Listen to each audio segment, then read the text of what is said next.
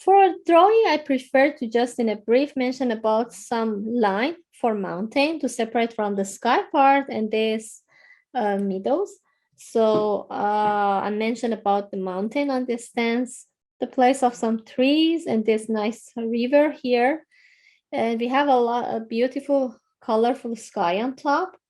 So it doesn't matter with which color you start drawing. Actually, I prefer to draw with paint, not with pencil. And as I mentioned, it doesn't matter with which actually color because it's acrylic and you can cover on top with more layers and more paint. I start with the purple. So if you have purple, you can start with purple to draw.